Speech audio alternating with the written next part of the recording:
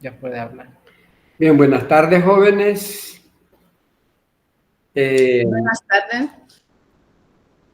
Espero que en esta clase ustedes sí me participen, porque en la clase anterior me sentí que fue un desastre, ¿verdad? Así es que aquí yo espero la participación de ustedes.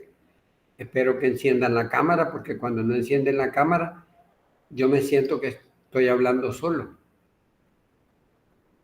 Y de repente siento como que tengo enfermedad mental, que tengo alucinaciones, algo así. Bien, vamos a hablar, a retroalimentar lo que vimos en la última clase, que ya lo último lo vimos así un poco apresurados y estábamos viendo acerca de lo que se concibe como factores protectores y como factores de riesgo en el campo de la salud mental. Hablábamos que un amplio desarrollo en estos factores, en estos elementos de la salud mental, en estos elementos, perdón, de la personalidad, pueden crear condiciones para tener una buena salud mental preventiva, una buena salud orgánica de manera preventiva, y también para enfrentar cuando se presente algún tipo de dolencia, algún tipo de alteración. Tiene que ver esto con la personalidad, ¿verdad? No olvidemos, esa es nuestra especialidad. Sin embargo, lo estamos enfocando de una salud integral.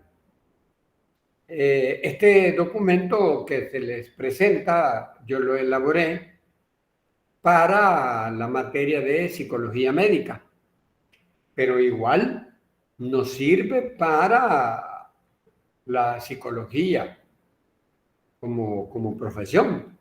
Y en este caso para psicología de la salud, que enfoca el asunto médico, o sea, orgánico, y también enfoca el asunto psicológico, ¿verdad? Emocional del individuo. En ese sentido, vamos a hacer una lectura así rápida de lo que revisamos en la última clase para luego entrar a la ampliación de este tipo de situación.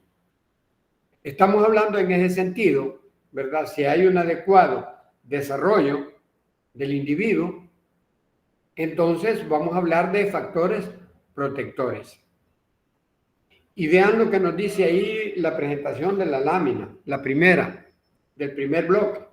Nos habla de un desarrollo elevado de la esfera cognitiva. Recordemos, la esfera cognitiva es parte de la personalidad del individuo.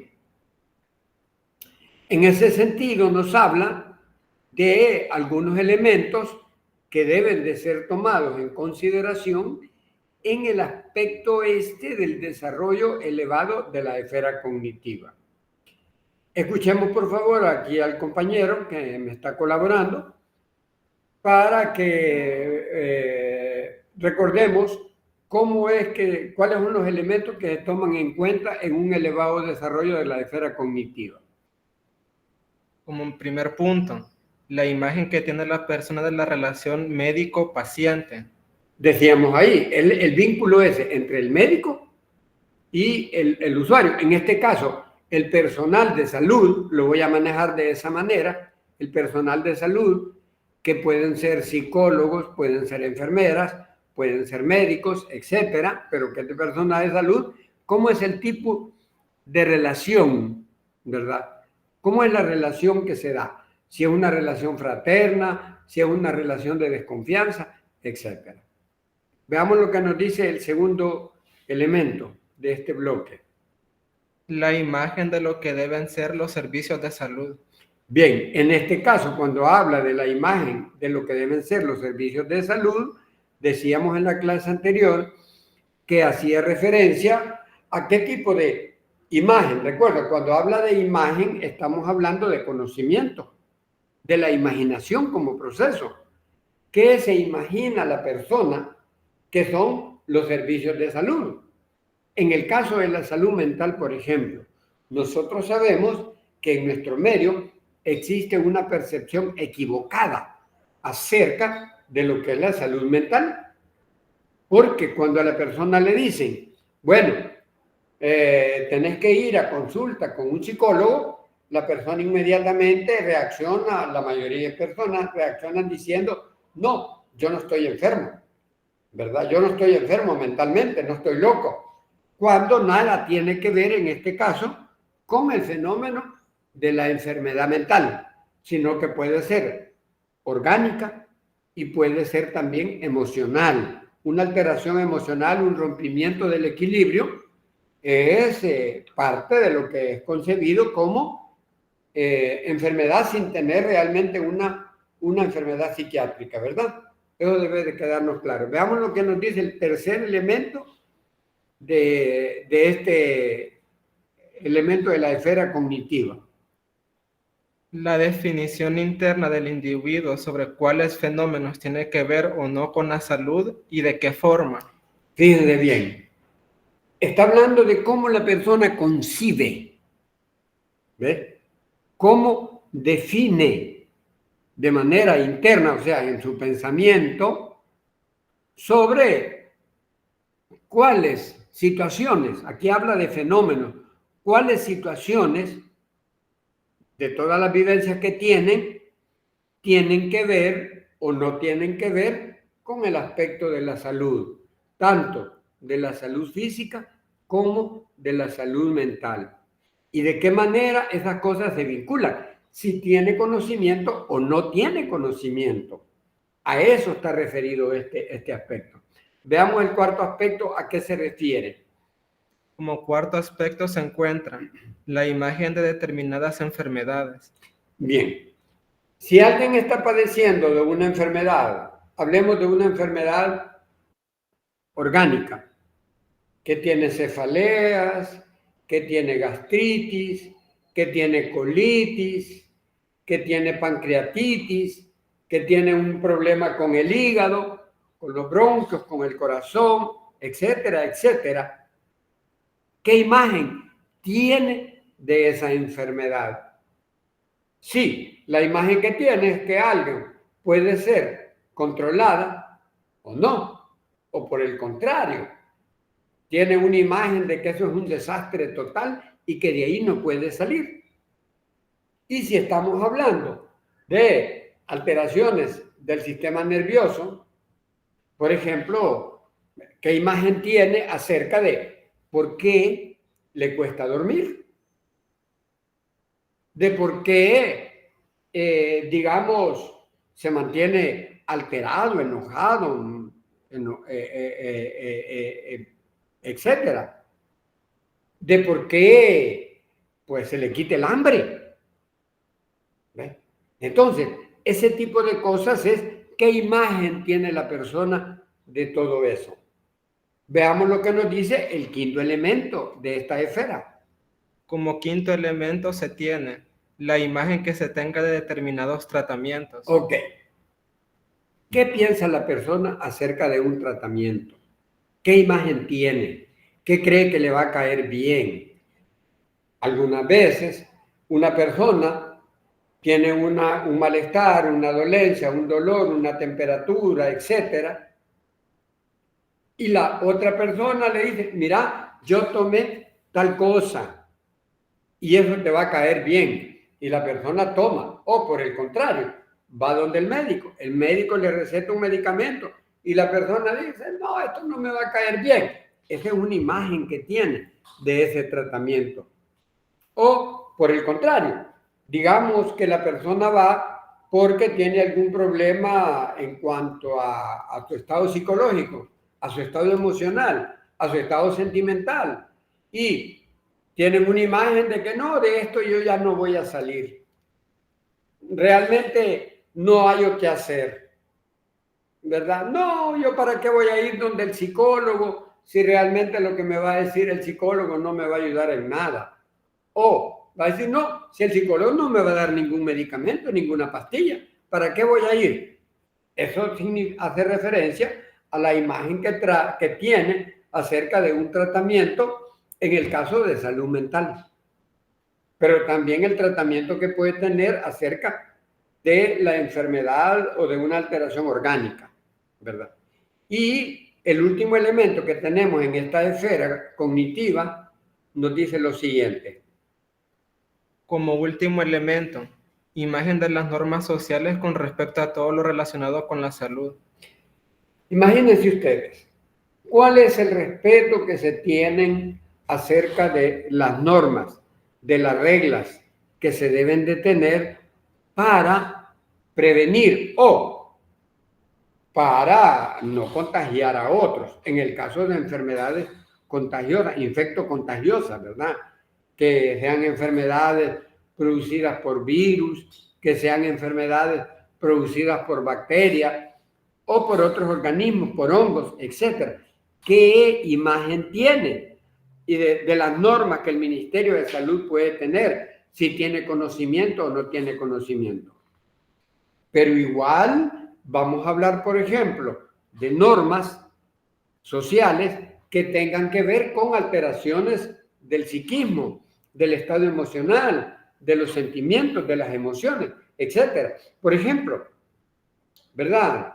¿Qué reglas debe de operar la persona si se siente enojada? ¿Qué debe de hacer? ¿Cuáles son las normas que existen al respecto? Las normas que existen acerca de la violencia, por ejemplo, ¿verdad? ¿Creen que esa violencia es algo normal o es algo que todo el mundo debe de padecer o padece? ¿Cuáles son las ideas que tienen acerca de esas normas sociales que pueden ser preventivas en algunos casos y otros pueden ser como para evitar males mayores? El conocimiento que tenga de esas normas le puede ayudar de alguna manera a prevenir males mayores. Eso es en cuanto a la esfera cognitiva. Ahora, luego nos habla de un elevado desarrollo de la esfera afectiva. Veamos, aquí estamos hablando en la esfera afectiva, recuerden que estamos hablando tanto de emociones como estamos hablando de sentimientos. Escuchemos lo que nos dice esto. Veamos el primer elemento. Como primer elemento se encuentra necesidades objetivas. Bien.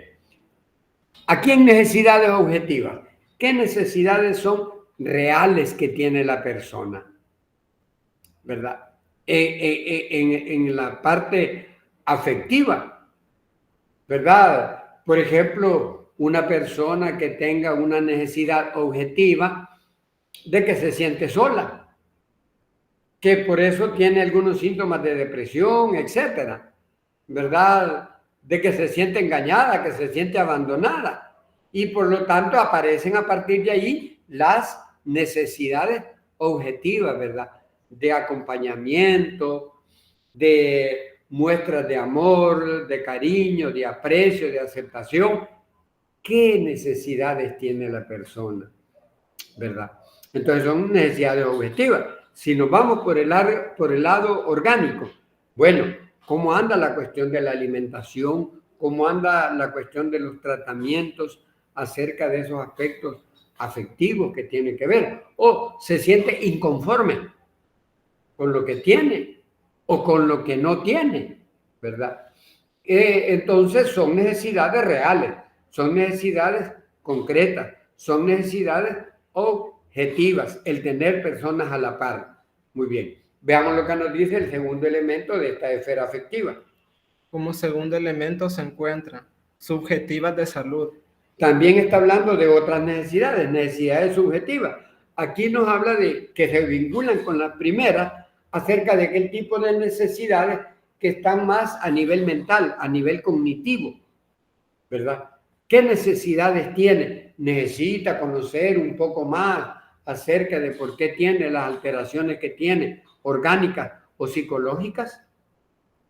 Esas son subjetivas porque hablan de conocimiento. Habla también de sensaciones. ¿Cómo tiene esas sensaciones? ¿Son reales o no son reales? Porque si habla de subjetiva, puede hacer que referente a la salud no tenga claridad y pueden ser aspectos subjetivos, como por ejemplo personas que apenas ven a alguien con una enfermedad y ya cree que la tiene. Entonces hay una necesidad subjetiva ahí, ¿verdad? De aclarar, de hacerle ver, de hacerle comprender, ¿verdad? Luego hay un tercer elemento de esta esfera afectiva. ¿Qué nos dice? El siguiente dice, el lugar de la salud en la jerarquía motivacional. Fíjense bien qué interesante esto. Cuando uno revisa la cuestión de la personalidad y dentro de ello mira o observa la cuestión de jerarquía de necesidades, aquí aparecen en el ambiente de la persona, aparece una jerarquía. ¿A qué se refiere con eso? La jerarquía está referida al orden que cada persona le da al aspecto de la salud. No es que yo me siento así, me siento así. Mira, anda donde el psicólogo. No, ya me va a pasar. No, que tenés un dolor. No, eso ya va a pasar. Que no has comido. ¿Cómo no? Ya me comí un bocadito por ahí de algo, ¿verdad? O sea, está hablando de una jerarquía. O lo que decíamos anteriormente, imaginémonos que alguien tiene unos pocos centavos en su bolsa, tiene $1, ¿verdad?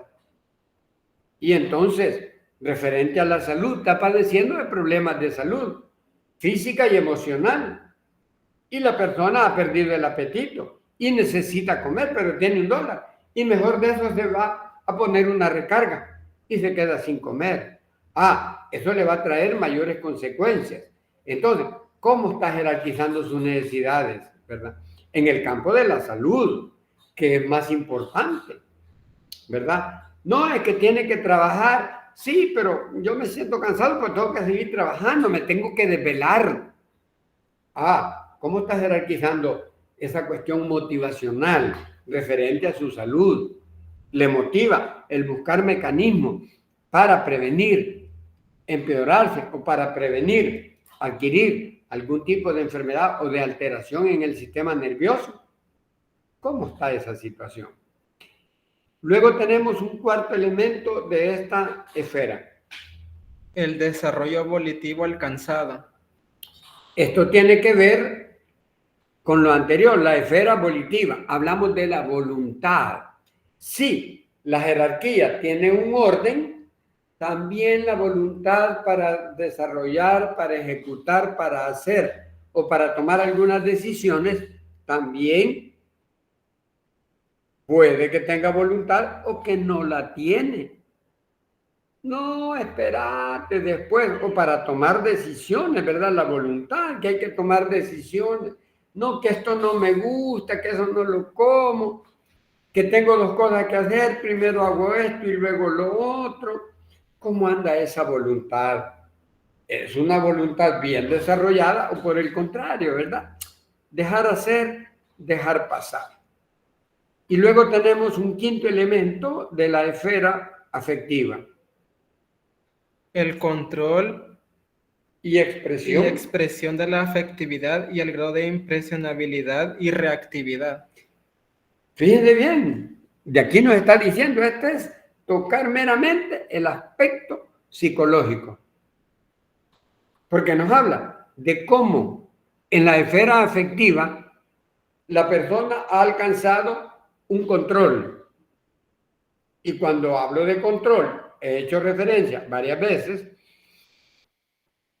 a que no se refiere, con relación al control, no se refiere a una represión, ¿verdad?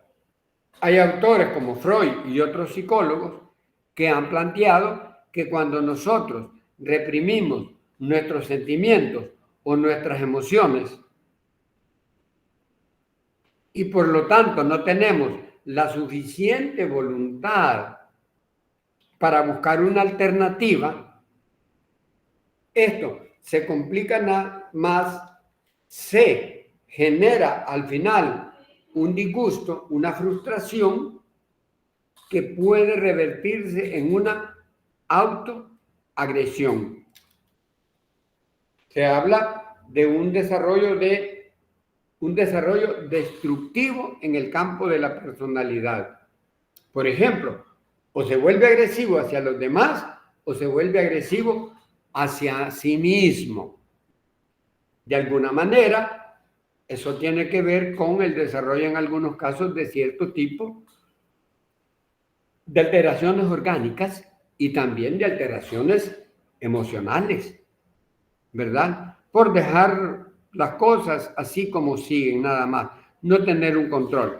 Y cuando nos habla de la expresión de la afectividad, ¿cómo dejo yo libre mis emociones, mis sentimientos? Que yo me estuve enamorado, que me traicionaron, al ratito veo otra cosa y me vuelvo a enamorar, siento que no me quieren, y ahí va cada vez complicándose más. Se da aquel aspecto que se dice, y tropecé de nuevo y con la misma piedra. Esa situación que se repite muchas veces por la falta de un control en esa expresión afectiva, pero también en el grado de impresionabilidad, cómo he aprendido a tomar las cosas. O hay un dicho popular que dice, no, es que esta es una llamarada de tusa, dice. ¿Por qué? Porque una chispita le enciende. O sea, cualquier cosa que pase en el medio, ya está furioso, ya está descontrolado, ya tiene malestar en el cuerpo, ya le duele la cabeza, ya se le subió la ¿cómo es? Rigurosidad. No, la ¿Bilirrubina? La bilirrubina, gracias. Ya se le subió la bilirrubina, que tiene que ver mucho con el hígado y con la bilis, ¿no? Entonces, eso es una falta de control. Es una persona que es demasiado impresionable. O cualquier cosa sucede en el medio y la persona reacciona bruscamente, o con llanto, o con depresión, o con decepción, o enojada, etc. Eso es una impresionabilidad. ¿Por qué? Porque no ha aprendido a controlar. ¿Con qué se relaciona esto? Primero, se relaciona con estilo de crianza, ¿verdad? Se relaciona con el estilo de crianza y se relaciona con la falta de un aprendizaje de autocontrol. Vuelvo a repetir, autocontrol. No estoy hablando de represión y mucho menos de apartar las cosas y no enfrentarlas, porque hay que tener un afrontamiento de las situaciones, pero estar claro que de eso no se va a morir nadie, ¿verdad? Eso no es el fin del mundo, todo lo contrario, ¿verdad? Entonces, eso es lo que nos habla con referente a la esfera afectiva. Hoy veamos el otro aspecto que de alguna manera lo toca lo anterior y que son las necesidades y motivaciones individuales, lo que cada uno de nosotros tiene. Esta tiene 3 componentes. Veamos el primero. El primer componente, objetivos de la actividad. Ok. Yo voy a realizar una actividad. ¿Qué objetivo tengo realmente para realizar? ¿O hago las actividades mecánicamente? ¿Sí? A mí no me motiva. Que a mí me toca dar clase, ay, qué aburrido, pero tengo que darla. Y vengo aquí y empiezo a leerle y vaya, ya estuvo. Y ahí, o ustedes, vean, que reciben la clase, pero no tienen claro que quieren aprender y no participan en la clase. Eso tiene que ver con estos objetivos de la actividad. ¿Por qué estoy en la actividad? ¿Por qué yo estoy dando la clase? ¿Me place dar la clase o no me place? ¿O la doy solamente porque tengo que cumplir con dar la clase? Y en el caso de ustedes, reciben la clase porque es obligación recibirla y porque les va a parecer una falla ahí, pero realmente no está interesado en la clase. En el lugar de trabajo. No es que yo tengo que hacer el trabajo porque es mi obligación hacerlo, pero no porque siente voluntad de hacerlo, ¿verdad? O sea, no hay una verdadera motivación y la actividad se realiza a desgano. Vean lo que está diciendo ahí, a desgano. No hay un objetivo claro, bien definido. No es que yo lo hago porque me dijeron que tenía que hacerlo. Un momento. Uno no debe de hacer todo lo que los demás le dicen que hace, porque algunas veces eso que le dicen que hace puede hacer daño. Cuidado. Luego, el siguiente elemento, el segundo elemento nos habla de... En forma de deseos. Yo deseo hacer las cosas o no deseo hacer las cosas. Se vincula con lo anterior y tiene que ver con la motivación, ¿verdad? Objetivos en forma de deseo. Yo tengo un objetivo y yo lo deseo hacer, o por el contrario, no deseo hacerlo. Si deseo hacerlo, es un factor protector. Si yo lo hago sin una forma de desearlo, sino por obligación o porque otro me dice y no porque deseo, ese se convierte en un factor no protector, sino que se convierte en un factor de riesgo, ¿verdad? La persona se siente frustrada, etc. Y luego esta esfera también tiene, estas necesidades y motivaciones tienen un tercer elemento. En forma de vivencias afectivas. Ok, vivencias afectivas. Todo lo que hacemos, todas las decisiones que tomamos, tienen que tener la forma de una vivencia afectiva. O sea, me gusta, no me gusta, me alegra, me entristece, me afecta. Entonces, ¿cómo son esas vivencias que yo tengo en esta motivación para realizar tales o cuales acciones? Por ejemplo, la señora de la casa, las cosas que hace, se siente cansada, se siente aburrida, se siente desmotivada, se siente frustrada. Porque siente que va cuesta arriba. Igual en el caso aquí del estudio. Algunos están estudiando porque los papás le han dicho que deben de estudiar, porque quieren tener un título, pero no porque quieren aprender. Entonces, eso tiene que ver con la afectividad, que muchas veces se aplica en el caso del estudio, por ejemplo, cuando les toca llevar una materia.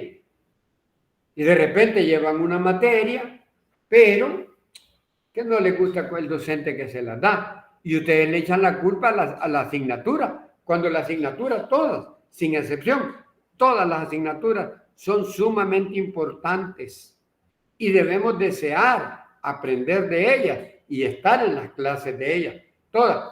Aunque sabemos que algunas veces, según el estilo del docente, pues no motiva mucho.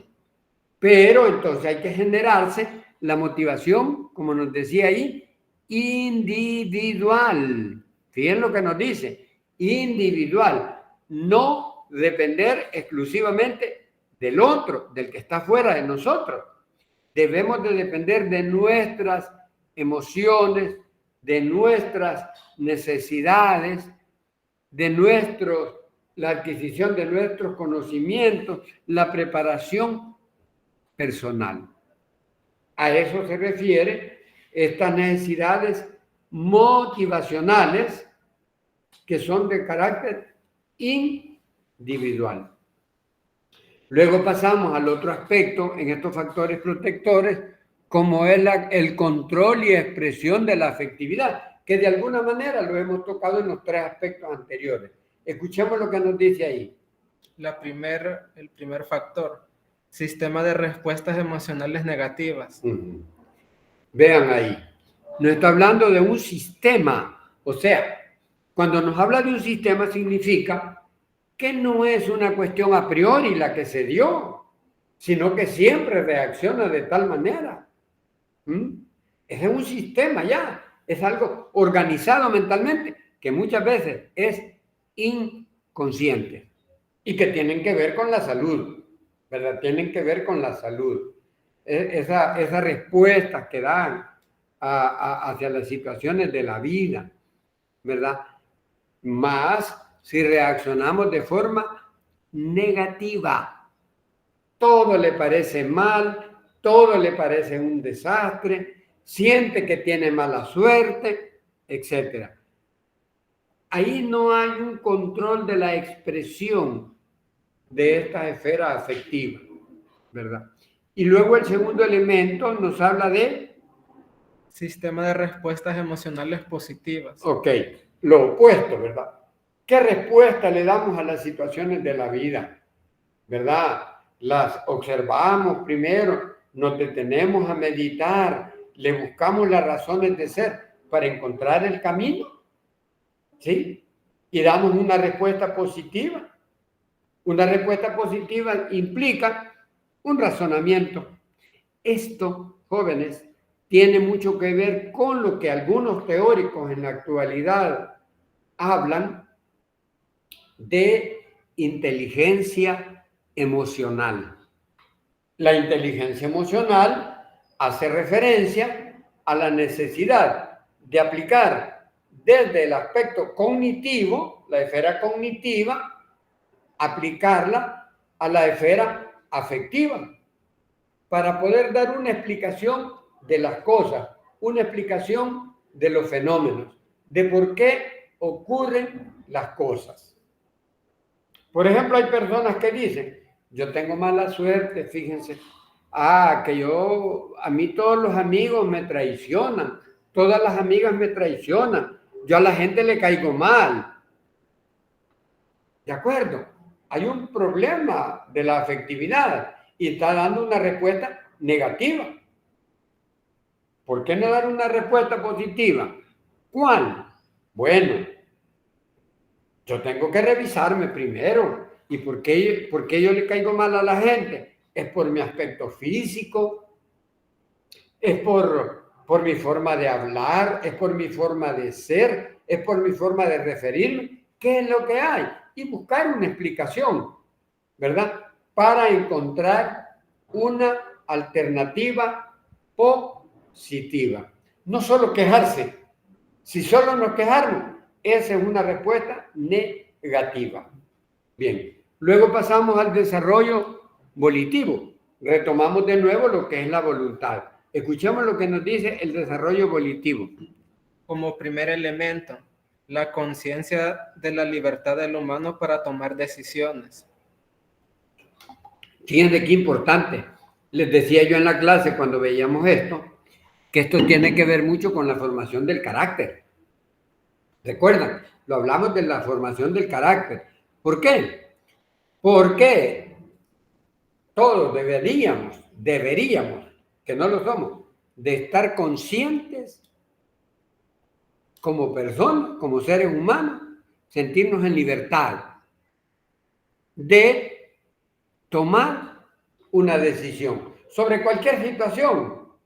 Por ejemplo, en el caso de ustedes, ¿quiénes eligieron la carrera que están llevando? ¿Por qué la eligieron? No, es que mi mamá me dijo que esto, no, es que mi papá, no, es que sí que yo tengo un amigo que también mi amigo lleva y yo quiero estar a la par de mi amigo. No, es que tengo una amiga y yo no quiero separarme de mi amiga. No, un momento. No, es que yo no le digo eso porque le voy a enojar, se va a molestar. Entonces no se siente en libertad, pues, ¿verdad? Y otras cosas mucho más determinantes en la vida del individuo, ¿verdad? No, es que fuimos por allá y nos desvelamos. Óigame, esa fue una decisión personal, soberana. Voy a andar agotado, es que me fui a echar unos tragos, ¿verdad? Y me pasé de tragos. Y ahí amanecí con la gran goma y que no sé qué. Bueno, No, es que los amigos que tengo, ¿verdad? Bien buena onda, ahí andamos vacilando, etcétera. Ajá. ¿Y qué pasa con los demás? ¿Cómo le va con los demás? ¿Se da cuenta de que le está haciendo daño a su salud física y mental? Entonces, no, es que los amigos me indujeron, ellos me dijeron, entonces no tiene conciencia para tomar decisiones, pues. Depende de la voluntad de otros. Nosotros podemos escuchar a los demás, podemos pedir opiniones, pero al final la decisión es personal. ¿Por qué? Porque las consecuencias que tengamos sobre la salud, sobre el estado de salud física, mental y social, depende de esas decisiones. A la hora de las horas, como dice un amigo, a la hora de los cúbules, miren, quien lo indujo a usted se va a apartar y le va a dejar solo. Entonces, hay que tomar conciencia de eso. El siguiente elemento que habla de la voluntad, o sea, el desarrollo volitivo, nos dice. Con relación al anterior elemento se menciona la responsabilidad ante la decisión tomada.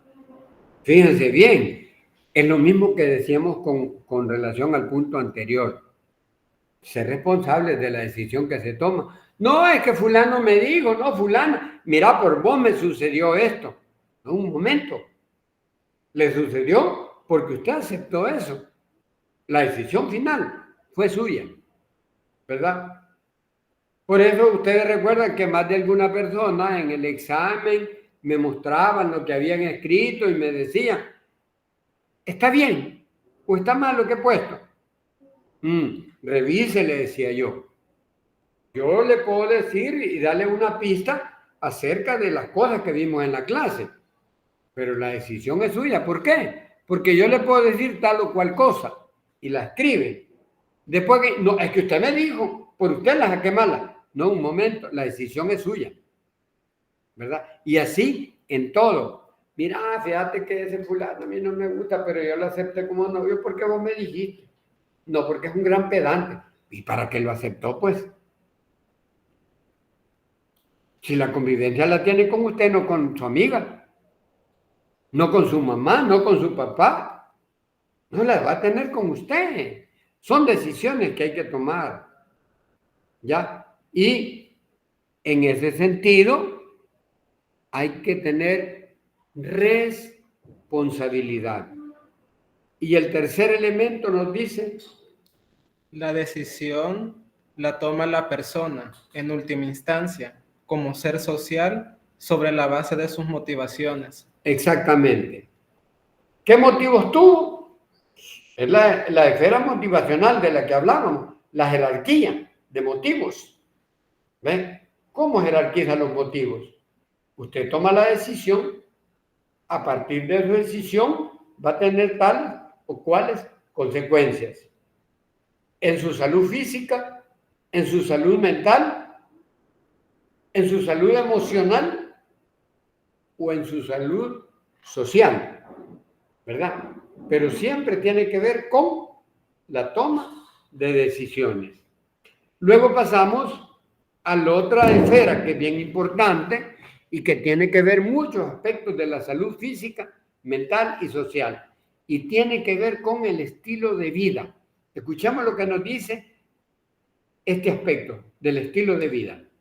Conjunto de grupos al que pertenecen. Vean, les decía yo en la clase, hay un dicho por ahí que dice, ¿a qué grupo pertenece?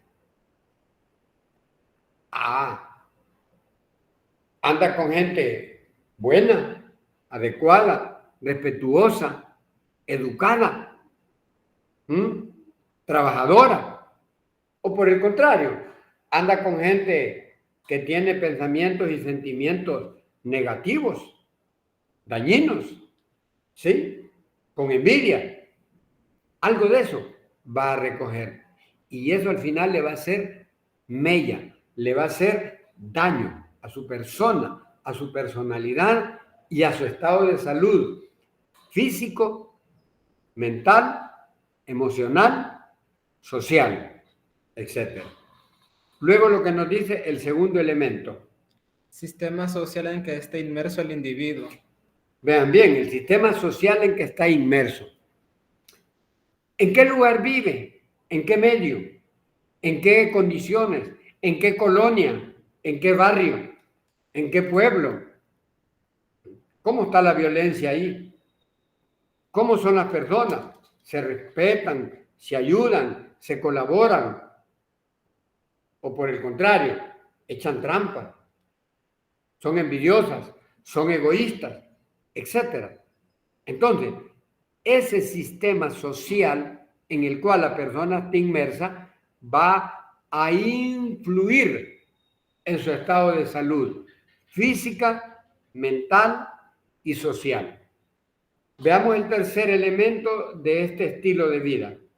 Conjunto de motivaciones y necesidades individuales. Tiene que ver con lo que hemos visto anteriormente, fíjense. Fíjense qué interesante aquí cómo se vincula con ese conjunto de motivaciones y necesidades individuales. Según la necesidad que yo tengo, según como yo jerarquizo mis motivaciones, así va a ser yo, así voy a tener yo la elección, que es la toma de decisión sobre mi estilo de vida. No, yo me acuesto bien noche y me levanto bien temprano. No está durmiendo lo suficiente. No, es que para comer sí que no me queda tiempo. Y entonces, no, ¿cómo estar preparando comida, estar haciendo? No, hombre, ahí voy a comer panes chucos, voy a comer torta, y solo come comida rápida. Ajá, ese es parte del estilo de vida. No, hombre, es que hoy me siento así un poco cansado, deprimido, me voy a ir a echar los tragos. ¿Qué motivaciones tiene, pues? ¿Sí? ¿Y qué necesidades individuales están presentes? Eso está determinando también el estilo de vida que cada quien adopta. Y luego, el cuarto elemento que nos habla de la imagen del mundo que haya elaborado. Exactamente. La imagen del mundo. Cuando hablamos de la imagen del mundo, el medio donde estoy, ¿qué me dice que hacer? Ahorita tenemos un grave problema con esa imagen del mundo. Los medios industriales, comerciales, los medios de comunicación social, las más llamadas redes sociales o redes digitales, nos meten la idea de que es indispensable tener un celular, estar conectado al Facebook, estar conectado a TikTok y a un montón de carambadas que muy poco nos pueden ayudar para nuestro desarrollo. Y nos meten a un consumismo. O vamos al súper, vamos a la tienda, vamos al almacén y vamos a comprar cosas que no necesitamos. ¿Qué imagen del mundo tengo yo? Creo yo, por ejemplo, una imagen de que es que todo el mundo debe de estar enfermo. Entonces yo me voy a enfermar también. Les decía yo en una clase, lo normal en el ser humano no es la enfermedad, es la salud, ¿verdad? Y cuando hablamos de enfermedad, cuando hablamos de salud mental, decía la Organización Mundial de la Salud, que no basta con que esté ausente una enfermedad así propiamente declarada. No es la ausencia de enfermedad, sino un estado integral de salud. ¿Ya? Cuando se rompe eso, entonces no podemos decir que tenemos salud mental y salud física. Si hay una ruptura, un desequilibrio en la salud física, pues esta va a repercutir en la salud mental y va a repercutir en la salud social. Si hay una ruptura o un desequilibrio en la salud emocional, en la salud sentimental, en la salud afectiva, esta va a repercutir también en la salud orgánica, ¿verdad? De repente nos vamos a sentir enfermos Y también vamos a mantener un nivel de malas relaciones sociales. ¿Ya? Entonces, y si es en las relaciones sociales, como parte de la salud, si tenemos un desequilibrio ahí, va a repercutir en el estado emocional, en el estado psicológico y por lo tanto también va a repercutir en el estado de salud orgánica. Vean cómo todos estos elementos mencionados están dialécticamente integrados, ¿verdad? Entre ellos se ve una contradicción, pero como decía en el examen que tuvieron ustedes, en esa contradicción está el cambio, está el desarrollo. ¿El cambio para bien o para mal? ¿Cómo lo vemos? Pues ahí depende de cada quien. Ok, voy a guardar silencio y me gustaría que si tienen alguna inquietud, alguna pregunta que hacer, pues la hagan, ¿verdad? O algún aporte que dar.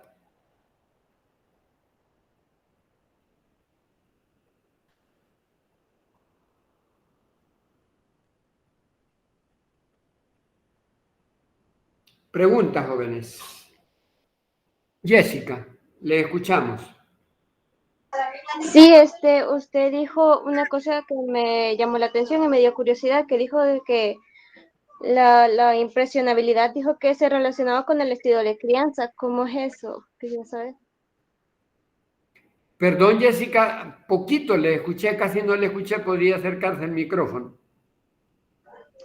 Sí, usted dijo que la impresionabilidad se relacionaba con el estilo de crianza y yo quería saber cómo es eso. Ajá, muy bien, muy bien. Bueno, nosotros hemos sabido, y eso lo vimos para quienes estuvieron conmigo en desarrollo humano,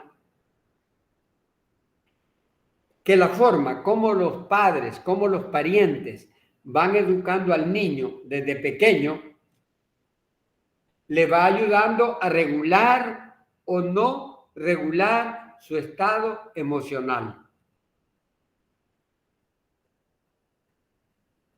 Hay niños que les deja suelto, por ejemplo, cuando hacen rabietas. Y cada vez el niño va empeorando, empeorando, empeorando. Y no se le da ninguna orientación para que el niño aprenda a corregir eso. Igual cuando le sucede algo, al niño no se le enseña la responsabilidad de tomar una decisión. Y el niño siempre está culpando a los otros. O culpa a la mamá, o culpa a los hermanos, o culpa al papá, etc. Eso tiene que ver con el estilo de crianza. Entonces, como el niño se fue desarrollando, el niño va a asimilar esa forma. Más cuando en el hogar, por ejemplo, tiene un pariente como la mamá o el papá, que es más raro en el papá, generalmente en la mamá, o en una hermana mayor, que cualquier cosa la ofusca, cualquier cosa la descontrola y se siente perdida. El niño, la niña, va aprendiendo ese modelo de reaccionar. ¿Sí? Ese modelo de reacción lo asimila de manera inconsciente y lo va imitando y posteriormente el niño de repente aparece haciendo igual, ¿verdad? Es como cuando la mamá todo el tiempo se está quejando de que pasa enferma de algo. Los niños después solo enfermos pasan también. ¿Ya? ¿Comprende lo que estoy diciendo, Jessica? Sí, sí, me queda claro. Gracias. Ok, muy bien. Otra inquietud, jóvenes. Adrián, le escuchamos. Sí, bueno, es que por lo que entiendo, la esfera cognitiva, la afectiva y la volitiva están relacionadas, ¿verdad? Entonces quisiera saber si es posible que una o dos de ellas se desarrollen sin que la otra se desarrolle bien, porque están conectadas, no influenciadas. Perdón, me habló de las diferentes esferas, ¿verdad? Sí, sí, que están relacionadas. Cognitiva, Entonces, afectiva. Y volitiva. Sí.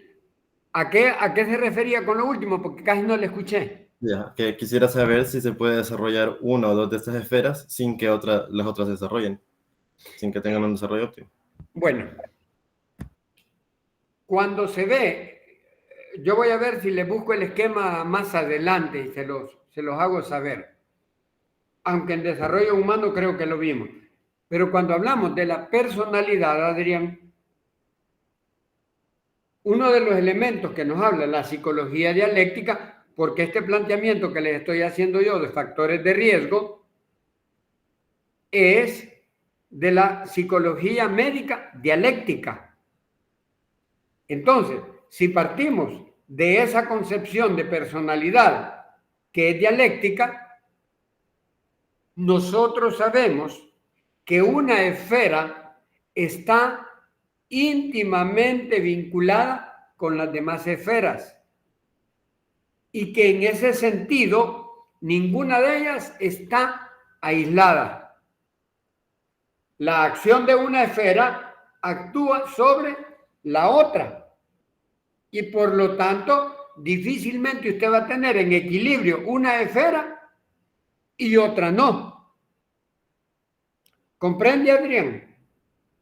Claro, una es la que va a estar más, que ha perdido mayor el equilibrio, pero va a afectar también a las otras. Pero, por ejemplo, Adrián, hablemos de la esfera cognitiva. Vean el trabajo que ustedes tienen que hacer. Se habla de un programa de educación para la salud. Si hablamos de ese programa, ¿cuál es el objetivo que pretendemos? Que a través de el mensaje, las actividades que ustedes programen para los adolescentes, para los jóvenes, ellos obtengan tal grado de conocimiento que les permita regular las otras esferas, porque cuando se ignora, se dejan libres. ¿Se comprende, Adrián? Por ejemplo, si yo sé que el desvelarme me va a provocar un desgaste neuronal y que ese desgaste neuronal va a afectar mi estado de ánimo. Porque cuando yo llego desvelado, no quiero ni que me hablen. No quiero ni que me hablen. ¿Sí? Entonces me siento tan enojado que... Entonces, ¿cómo está mi esfera afectiva? ¿Anda mal? ¿Comprende? La cognitiva influyendo sobre la esfera afectiva. ¿Cómo voy a jerarquizar las cosas? Las voy a jerarquizar mal. Porque no tengo los conocimientos suficientes. Entonces, la intencionalidad, los objetivos que a ustedes se les han propuesto para desarrollar el programa es en la esfera que va a influir, esperamos que influya en los jóvenes, en los adolescentes con los cuales ustedes van a trabajar. O sea, tiene un objetivo importantísimo, porque estamos hablando de educación para la salud. Y cuando hablamos de educación para la salud, vamos a hablar de educación mental, salud mental y previendo la salud física, porque debemos de estar claros que lo mental está sobre lo orgánico. ¿Se comprende? ¿Le queda claro ahora, Adrián? Sí, gracias, licenciado. Muy bien. ¿Alguna otra inquietud, jóvenes? Paola, le escuchamos. Las necesidades objetivas en algún momento fueron subjetivas de la salud. Perdón, Paola, repítame que no le escuché. Nada le entendí. Que si, ¿me escucha? Hoy sí. Aquí. Que si las necesidades objetivas fueron subjetivas de la salud o pueden ser viceversa. Sí, pueden ser de las dos formas. Las objetivas y las subjetivas tienen que ver mucho con la salud. Las objetivas son las necesidades reales, concretas, que tiene la persona, que tiene problemas económicos, que está en un ambiente contaminado. ¿Ya? ¿Qué necesidades tiene? De tener dinerito para comprar las cosas, para cubrir sus necesidades físicas, de alimentación, de vestuario, de vivienda, etcétera. Necesidades de salud, de que le atiendan. Subjetivas, aquellas necesidades que están dentro de la mente de la persona, pero que son reales, están ahí. Entonces son subjetivas. ¿Por qué? Por ejemplo, una necesidad de afecto. Resulta que usted no está cerca de su familia. Esa es una necesidad subjetiva.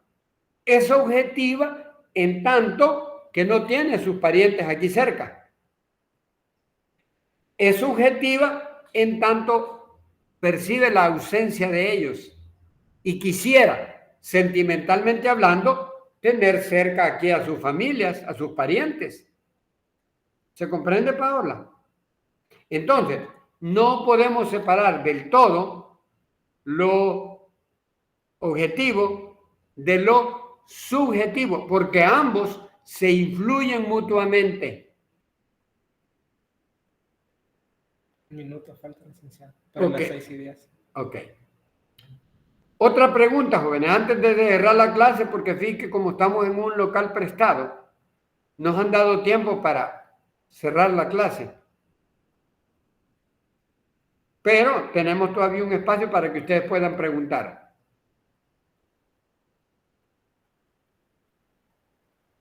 Aunque esto prácticamente fue un repaso, pero se han dado otros elementos que les abonan a comprender mejor este tema de los factores protectores en este caso, que también pueden ser los mismos los factores de riesgo.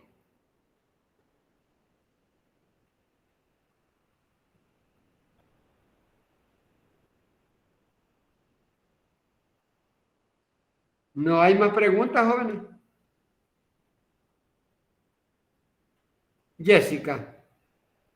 Le escuchamos, Jessica. Usted dijo de que lo psicológico está antes que lo orgánico. No podría suceder al revés. Que lo psíquico está sobre lo orgánico. Sí. ¿Cómo no? Si puede suceder. Pero yo hago esta pregunta y ayer la hice en la clase.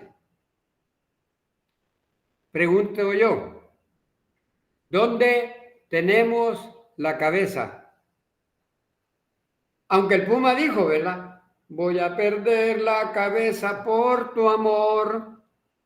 Pero si no la ha perdido, ¿dónde tenemos la cabeza?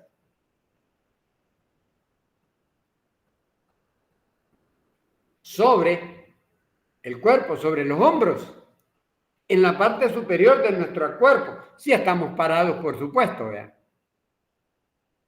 Entonces, ¿dónde se aloja el psiquismo? No digo dónde se forma, ¿dónde se aloja? Jessica. Perdón, ¿cómo dijo? Ay, usted platicando está. No, perdón, es que están hablando, ¿Dónde? perdón, no lo escuché bien. Sí, le pregunto que dónde se aloja el psiquismo o lo psíquico o los procesos mentales, ¿dónde se alojan? ¿En el cerebro? ¿A dónde? En el cerebro, o sea, no es algo. Exacto, en el cerebro. Y el cerebro es el que se trata de organizar todo nuestro cuerpo. ¿Sí o no? Sí. Hasta las funciones mecánicas o autónomas, por eso se llama sistema nervioso autónomo que está en la subcorteza, conectados con el tálamo, con el hipotálamo, con el cerebro antiguo, etcétera. ¿Dónde están? En la parte baja de nuestro cerebro, pero están en el cerebro, que es la parte superior de nuestro cuerpo. Ellos, hasta las funciones, todas dependen del cerebro. Y el cerebro es el órgano del psiquismo. Ese es el punto de partida que yo tengo. Claro, como hemos dicho, por la ley de irradiación, esa ley la vamos a hablar en la clase, una enfermedad va a irradiar, va a influir en las demás áreas de nuestro cuerpo. Si usted tiene una enfermedad, si usted tuvo un accidente y sufrió una fractura, una herida, etcétera, usted va a estar afectada en sus relaciones con los demás. Usted va a estar afectada en su concentración para estudiar porque tiene dolor, porque tiene una preocupación. ¿Sí? Entonces, la esfera orgánica, claro que va a afectar la esfera psicológica. Pero los estudios indican que un 70 o 75% de las enfermedades que los seres humanos padecemos a nivel mundial tienen un origen psicosomático. O sea, que va del psico, de la mente, al cuerpo. Psicosomático. La mayoría de enfermedades. ¿Se comprende, Jessica? Sí, ya. Muy bien. Gracias. ¿Algo otra inquietud, jóvenes? Antes de cerrar la clase, porque ya casi nos están diciendo así. ¿Ya les quedó claro todo? Como el agua de Río Zarco. Bueno, parece que sí, porque ni dicen sí, ni dicen no. Entonces yo digo, quedó clarísimo, clarísimo, clarísimo. Como el chuco que me fui a tomar ayer. Así de claro. Bien, no me resta más que decirles, pasen buenas noches. Buen provecho para los que ya van a cenar. Y pasen fin de semana, porque mañana no les voy a ver. Entonces pasen un fin de semana. Buen fin de semana. Una señorita tiene la mano levantada, Lick. ¿Perdón? Una señorita tiene la mano levantada. ¿Quién? Paola, Ya. si no me equivoco. Paola. Espera que yo diga adiós para levantarla. Mire, No. mire qué costumbre. No, pero si quieres se la realizo en clase presente. Perdón, diga Paola. No, si quieres mejor hago la pregunta en No, clase hágala. presente. ¿O ya la levantó? Vaya, disculpe. No se En preocupe. cuanto a la motivación, habla de que también están los deseos y las vivencias afectivas. Entonces, yo quiero saber si solamente si la motivación puede ser solamente realizar la actividad. O sea, no es porque yo quiera un objetivo más claro, simplemente quiero realizar una actividad. ¿Estaría realizando de forma correcta o incorrecta una actividad sin ninguna? No, es que la cuestión es la siguiente. El llamado que nos hace para que se conviertan en ¿cómo se llama? En un sistema protector, es que la motivación esté claramente definida sobre la base de la necesidad consciente. No porque otra persona la influye y eso le motiva a usted a hacer tal o cual cosa, sino que usted jerarquiza sus motivaciones sobre la base de sus necesidades. Pero usted es consciente de esa necesidad. eso le va a permitir motivar a la acción. Pero si usted lo va a hacer solo para que mi mamá no se moleste, o solo para que mi novio no me haga a un lado, entonces es incorrecto, porque a lo mejor usted la hace contra su voluntad. ¿Comprende? Entonces, la acción debe de estar enfocada por una voluntad consciente.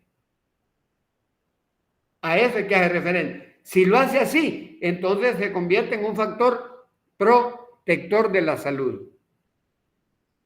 ¿Sí? Muy bien. ¿Le quedó claro, Paola? Sí, y cuando se realiza solo porque alguien más lo dice, sería un factor de riesgo, podría originarlo. Exactamente, posiblemente se convierte en un factor de riesgo, porque va a depender de las consecuencias del tipo de actividad, porque hay actividades que no trascienden mucho, pero hay actividades que tienen que ver mucho. ¿Sí?